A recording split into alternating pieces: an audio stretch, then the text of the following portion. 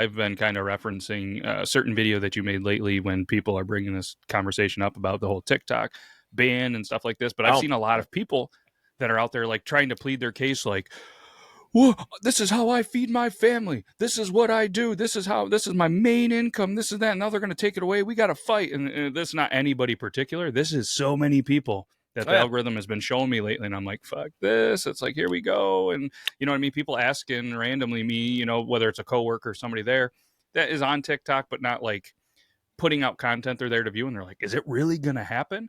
And I've told everybody, go to They Call Me Toby 2.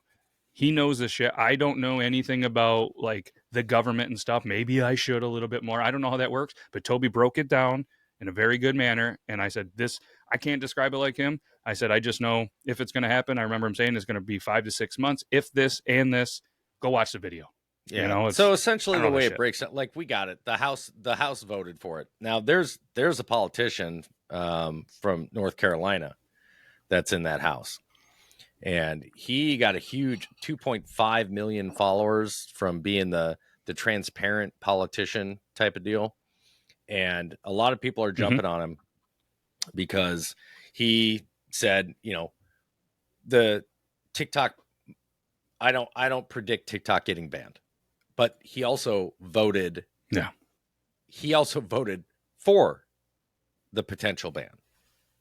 So everybody's up in arms. So this guy's lost like 400,000 followers because of this. But what they don't understand, and here's the problem when it comes to being on social media. I understand his reasoning, why he voted yes towards the ban. And it was, in his mind, the right thing to do was vote yes on this, because what that bill does is gets with ByteDance and says, either you sell to a U.S. controlled entity or we ban the app. Now, there are plenty of U.S. controlled entities right now that are kind of interested in it. Nothing solid. Nobody's 100%. We're going to get it. There's people saying, "Oh, the guy from Shark Tank said that he's going to get it," but yeah, that's all hearsay. Even if he said it, even if he said it, I can say whatever I want. But when it comes down to brass tacks, do they actually do it? So for right now, everything's just it's just pillow talk. But I understand the reason why he voted yes is to force ByteDance into that situation, because he thinks it's better for the United States to own it than for ByteDance to own it. So I understand it. But when it comes to social media, your action is what they look for. They don't care about your reasoning. They care about the action. And your action was, you just told all these people on TikTok that you think it should be banned. Because again, I'm going back to this. The majority of people that are on social media, they don't research shit. They don't think about anything. They just go off of what they see and hear initially, and they react to it. And that's what's happening. This guy is losing hundreds of thousands of followers every other day because people are like, well, he voted for the ban, and that's all they know. And that's all they care to look up, and that's all they care to research. And now there's thousands of videos of people stitching this guy, saying, fuck him, all this stuff. Here's the deal.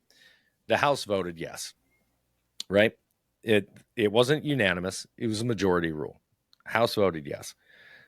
The Senate has to review it. And then from there, the Senate has to not only review it, but approve it. Once it gets approved by the Senate, if it does, then it goes to the president. Now, Biden's already said, if it comes across my desk, I'm signing it.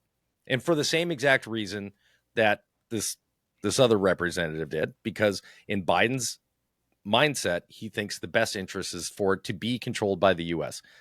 Now, again, I know why politicians want this shit controlled, because it is a huge information source of real information that gets passed quickly. Tizzy ENT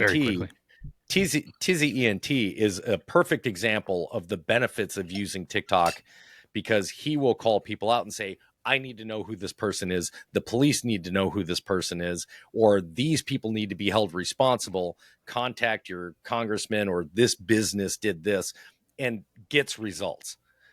That's one example of it. The downside of it Yeah. is, yes, there is a lot of information passing on that app. False information. There's so much false information passing through that app, whether it be politics or whatever. I mean, just look at the Jake Paul, Mike Tyson fight that's getting ready to